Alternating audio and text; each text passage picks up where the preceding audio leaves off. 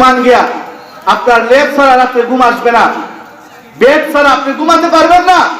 কিন্তু কবরের মধ্যে আজকেও আফজল ভাইকে রেখে আসছি, উনার নিচে আমরা কোন বেড দিয়ে আসছি? কথা বলেন না কেন? ওনার কবর লাইটের ব্যবস্থা আছে না, কোনো কিছুই নাই, একেবারে অসহায়, সবকিছু নিঃস্ব। তারপরও আপনি আমার হুঁশ আসে না। গত রাত্র এশার নামাজ পর্যন্ত উনি দুনিয়াতে জীবিত ছিলেন। অনেকেই বলেছেন যে এশার পরেও গেরোজে দেখা হয়েছে, এশার পরেও ওনার সাথে কথা বলেছি, কিন্তু দেখা যায় ফজরের নামাজের পরে ঘোষণা হয়েছে আফজল দুনিয়াতে। আজকে ওয়াজ থেকে আপনি যাবেন, আমিও যেতে পারি, ফজরের নামাজের পরে হবে এলান যে অমুক দুনিয়াতে নাই। এরকম হতে পারে না? কথা বলেন না কেন? প্রস্তুতি নেন।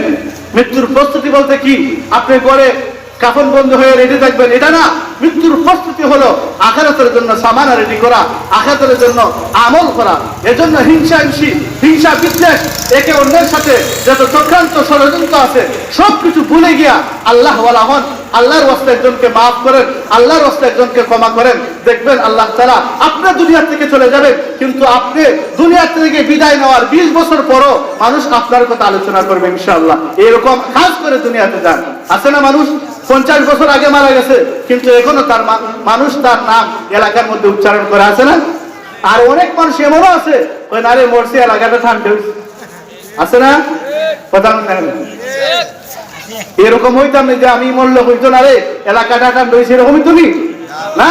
এরকম হওয়ার কথা যে আমি মৃত্যুবরণ করলে মানুষ আফসোস করতো, আরে লোকটা খুব ভালো ছিল, এই ইন্তেকালে আমাদের একটা রত্ন হারিয়েছি।